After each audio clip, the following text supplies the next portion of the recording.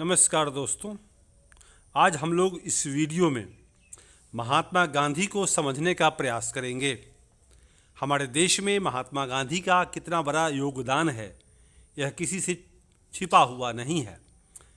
महात्मा गांधी ही वो व्यक्ति थे जिनको लोग निर्विवाद रूप से भारत की आज़ादी का मसीहा मानते हैं। ठीक है, तो फिर NCERT की पुस्तक में महात्मा गांधी को समझने के लिए जो प्रयास है वह पुस्तक की पंक्तियों में स्पष्ट है। तो आपकी सेवा में प्रस्तुत है गांधी को समझना। गांधी को समझना, हमारे पास बहुत सारे स्रोत उपलब्ध हैं जिनके जरिए हम गांधी जी के राजनीतिक सफ़र तथा राष्ट्रीय आंदोलन के इतिहास को सूत्रबद्ध कर सकते हैं। सार्वजनिक स्वर और निजी लेखन। सार्वजनिक मतलब सामाजिक और निजी मतलब पर्सनल, व्यक्तिगत। निजी लेखन के आधार पर और सार्वजनिक स्वर क्या था, लोगों की राय क्या थी, और निजी जो लेखन था उसके आधार पर गांधी को समझने का प्रयास यहाँ होगा। तो इस दिशा में महात्मा गांधी और उनके सहयोगियों व प्रतिद्वंद्वियों दोनों तरह के समकालीनों के लेखन और भाषण एक महत्वपूर्ण स्रोत हैं। इन लेखनों में हमें इस बात का ख्याल रखना चाहिए कि किस चीज़ को जनता के लिए लिखा गया था और किस चीज़ को अन्य उद्देश्यों के लिए लिखा गया था। उदाहरण के लिए, भाषणों से हमें किसी व्यक्ति के सार्वजनिक विचारों को सुनने का मौका मिलता है, जबकि उसके व्यक्तिगत पत्र हमें उसके निजी विचारों की झलक देते हैं। इन पत्रों में हम लिखने वाले को अपना गुस्सा और पीड़ा, असंतोष और बेचैनी, अपनी आशाएं और हताशाएं व्यक्त करते हुए देख सकते हैं। इनमें से बहुत सारी बातों को वह अपने सार्वजनिक वक्तव्यों में व्यक्त नहीं कर सकते, लेकिन हमें यह भी याद रखना चाहिए कि कई बार निजी सार्वजनिक का यह फर्क टूट जाता है। बहुत सारे पत्र व्यक्तियों को लिखे जाते हैं, इसलिए वे व्यक्तिगत पत्र होते हैं, लेकिन कुछ हद तक वे जनता के लिए भी होते हैं। उन पत्रों की भाषा इस एहसास से भी तय होती है कि संभव है कि एक दिन उन्हें प्रकाशित कर दिया जाएगा। किसी पत्र के प्रकाशित हो जाने की आशंका के कारण बहुधा लोग निजी पत्रों में भी अपना मत स्वतंत्रतापूर्वक व्यक्त नहीं कर पाते। महात्मा गांधी हरिजन नामक अपने अखबार में उन पत्रों को प्रकाशित करते थे जो उन्हें लोगों से मिलते थे। नेहरू ने राष्ट्रीय आंदोलन के दौरान उन्हें लिखे गए पत्रों का एक संकलन तैयार किया और उसे a bunch of old letters, पुराने पत्रों का पुलिंदा, पुराने पत्रों का संग्रह ये के नाम से प्रकाशित किया। तो महात्मा गांधी को हम लोग समझ रहे हैं उनके द्वारा संकलित पत्रों के आधार पर जो उन्होंने लोगों को लिखे या लोगों ने उनको लिखे, तो उसके आधार पर भी उनके व्यक्तित्व की झलक मिलेगी। और सार्वजनिक राय, सामाजिक राय क्या थी उनके विषय में, ये आधार होगा गांधी को समझने का। एक घटना पत्रों के आईने में। अब एक घटना के विषय में पत्र में क्या लिखा है सो देखा जाए। पत्रों के आधार पर किसी घटना को समझें तो कैसे समझें। 1920 के दशक में जवाहरलाल नेहरू समाजवाद से लगातार प्रभावित होते जा रहे थे। समाजवाद अर्थात पूंजीपति और मजदूर ये मिलकर के किसी फैक्ट्री को चलाते हैं, तो मजदूरों के हक में निर्णय होना चाहिए, क्योंकि सामाजिक व्यवस्था है। मजदूरों का भी पूंजी पर नियंत्रण हो, उससे जो लाभ हो उस पर मजदूरों का भी हक बने, ये समाजवादी व्यवस्था है। तो नेहरू शुरू में जवाहरलाल नेहरू जी समाजवाद से प्रभावित हो गए थे 1920 के दशक में, और 1928 में जब वे यूरोप की यात्रा से लौटे तो सोवियत संघ के प्रयोगों से गहरे तौर से प्रभावित थे। सोवियत संघ जो कम्युनिस्ट पार्टी की सरकार के लिए मशहूर थी, वहाँ समाजवादी व्यवस्था थी, तो वहाँ से नेहरू जी पूरी तरह प्रभावित होकर के आए थे। जब उन्होंने समाजवादियों, भारत में समाजवादियों के समूह उस समय कौन थे, तो उनमें थे जयप्रकाश नारायण, नरेंद्र देव, एन.जी. रंगा एवं कुछ अन्य लोग भी के साथ घनिष्ठता पूर्वक काम करना शुरू किया, तो कांग्रेस के भीतर समाजवादियों और रूढ़िवादियों के बीच एक खाई पैदा हो गई। 1936 में कांग्रेस का अध्यक्ष बनने के बाद नेहरू ने फांसीवाद के खिलाफ, फांसीवाद क्या, वही इटली वाला हिटलर, मुसोलिनी, ठीक है, तो फांसीवाद, मुसोलिनी से संबंधित जो सिद्धांत थे उन्हें फांसीवाद के नाम से जाना गया। फांसीवाद के खिलाफ जमकर बयान दिए और मजदूरों और किसानों की मांगों का समर्थन किया, किसानों की और मजदूरों की मांग का समर्थन किया। और नेहरू के समाजवादी वक्तव्यों से चिंतित रूढ़िवादियों ने राजेंद्र प्रसाद और सरदार पटेल के नेतृत्व में कांग्रेस वर्किंग कमेटी से इस्तीफे की धमकी दे डाली। भारत में रूढ़िवादी और ये समाजवादी दो तरह के लोग हो गए। तो ये रूढ़िवादी समाजवादियों को पसंद नहीं करते थे, उनकी विचारधाराओं से सहमत नहीं थे। उनका विचार था कि केवल मजदूर ही सब कुछ नहीं है, बल्कि उसका जो व्यवस्थापक है, जो पूंजी लगाता है, जो पूंजीपति है, उद्योगपति है, उसका भी रोल मजदूरों से कम नहीं है।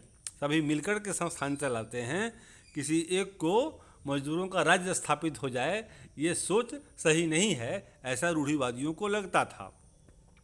दूसरी ओर बम्बई के कुछ प्रसिद्ध उद्योगपतियों ने नेहरू की आलोचना करते हुए बयान जारी कर दिया।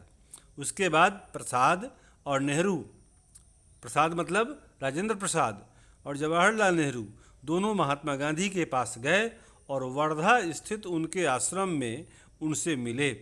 गांधी जी ने एक बार फिर मध्यस्थ की भूमिका अदा करते हुए नेहरू के रेडिकल तेवरों पर, रेडिकल मतलब समाजवादी तेवरों पर अंकुश लगाने तथा प्रसाद एवं अन्य नेताओं को नेहरू के नेतृत्व की अहमियत पर ध्यान देने के लिए प्रेरित किया। ए बंच ऑफ लेटर्स में नेहरू ने उस समय के बहुत सारे पत्रों को प्रकाशित किया है। उन पत्रों के अंशों को आगे पढ़िए। अब आगे हम लोग देखते हैं। मेरे प्रिय जवाहरलाल जी, ये गांधी जी का लिखा हुआ पत्र है। ये हम लोग इसलिए पढ़ रहे हैं कि महात्मा गांधी के व्यक्तित्व को समझने में सहायता मिले। कल आपसे विदा लेने के बाद हमने, नहीं, तो ये महात्मा गांधी का लिखा हुआ पत्र नहीं है, ठीक है, ये प्रिय जवाहरलाल जी को लिखा गया है, ठीक है। तो जवाहरलाल जी को ये पत्र किसने लिखा, तो ये हम लोग जब पत्र को फिनिश करेंगे तो हमें नीचे मालूम हो जाएगा। तो हम लोग शुरू करते हैं। ये कल आपसे विदा लेने के बाद हमने महात्मा गांधी जी के साथ लंबी बातचीत और आपस में देर तक चर्चा की। हम समझते हैं कि आपको हमारी ओर से अपनाए गए मार्ग पर काफ़ी दुख है और हमारे पत्र के भावों से आप विशेषता आहत हुए हैं। आपको शर्मिंदा करना या आपको चोट पहुंचाना कभी भी हमारा इरादा नहीं था, और अगर आपको ऐसा लगता है कि इससे आपको ठेस पहुंची है तो हम बिना किसी हिचक के अपना पत्र वापस ले लेते या उसमें संशोधन कर लेते, परंतु हमने समग्र स्थिति पर भी पुनर्विचार करने के बाद यह पत्र तथा अपने इस्तीफे वापस लेने का फैसला कर लिया है। हमें लगता है कि प्रेस में छपे आपके सारे बयानों में आप कांग्रेस के सामान्य कार्यक्रम पर उतना नहीं बोल रहे हैं जितना कि एक ऐसे विषय पर बोल रहे हैं जिसे कांग्रेस ने स्वीकृति नहीं दी है, और ऐसा करते हुए आप वर्किंग कमेटी में हमारे मुट्ठी भर सहयोगियों और कांग्रेस के अल्पसंख्यक वर्ग के प्रवक्ता की तरह बोल रहे हैं, न कि बहुल वर्ग के प्रतिनिधि के रूप में। बहुल वर्ग अर्थात हिंदू, जिसकी कांग्रेस अध्यक्ष के नाते हमें आपसे अपेक्षा थी। हमारे विरुद्ध लगातार एक अभियान चलाया जा रहा है जिसमें हमें एक ऐसे व्यक्तियों के रूप में प्रस्तुत किया गया है जिनका समय बीत चुका है, जो पुराने पड़ चुके हैं और वर्तमान में अप्रासंगिक हो चुके विचारों का प्रतिनिधित्व करते हैं। हमें ऐसे लोगों के रूप में प्रस्तुत किया जा रहा है जो देश की प्रगति के बाधक हैं और जिन्हें उन पदों से हटा दिया जाना चाहिए जो उन्होंने अनाधिकार प्राप्त कर लिया है। हमने महसूस किया है कि अन्य लोगों के ने हमारे साथ भारी अन्याय किया है और कर रहे हैं तथा हमें आपसे वह संरक्षण मिल रहा है जो एक सहकर्मी और हमारा अध्यक्ष होने के नाते हमें आपसे मिलना चाहिए। ठीक, ये डॉक्टर राजेंद्र प्रसाद ने पत्र लिखा था नेहरू जी को। अब ये मेरे प्रिय बापू, ये पत्र है। ये पत्र लिखने वाले पंडित जवाहरलाल नेहरू हैं। इन्होंने अपनी सफाई इसमें पेश की। ठीक है, तो इसी प्रकार से ये बहुत सारे पत्र हैं जो लोगों ने लिखे और इसके आधार पर छवि को गढ़ने का प्रयास करते हैं। पंडित जवाहरलाल नेहरू के पत्र, राजेंद्र प्रसाद के पत्र, समय समय पर बड़े बड़े नेताओं के पत्र हैं, तो उनके आधार पर महात्मा गांधी की छवि निकल कर आती है। वो क्या है? आत्मकथाएं भी हमें उस अतीत का ब्यौरा देती हैं जो मानवीय विवरणों के हिसाब से काफ़ी समृद्ध होता है, परंतु यहाँ भी हमें इस बात का ध्यान रखना चाहिए कि हम आत्मकथाओं को किस तरह पढ़ते हैं और उनको कैसे व्याख्या करते हैं। हमें यह याद रखना चाहिए कि ये आत्मकथाएं प्रायः स्मृति के आधार पर लिखी गई होती हैं।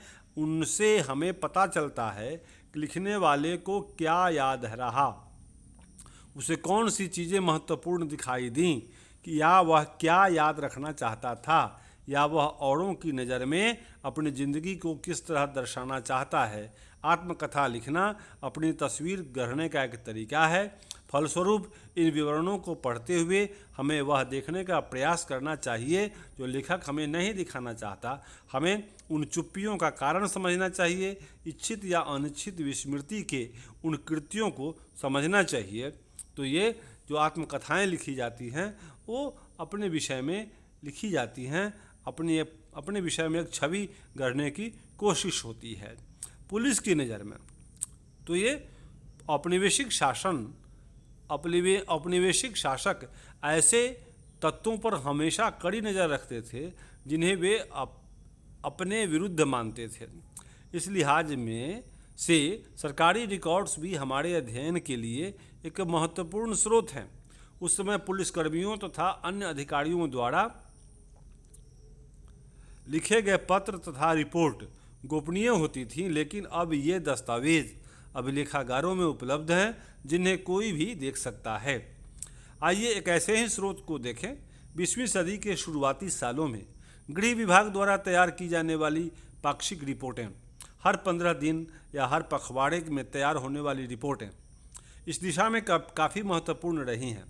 ये रिपोर्टें स्थानीय इलाकों में पुलिस की मार्फत मिलने वाली सूचनाओं पर आधारित होती थीं, लेकिन उनमें यह भी दिख जाता था कि आला अधिकारी क्या देखते थे या क्या मानना चाहते थे। राजद्रोह और विद्रोह की संभावना मानते हुए भी वे खुद को इस बात का आश्वासन देना चाहते थे कि इन आशंकाओं का कोई आधार नहीं है।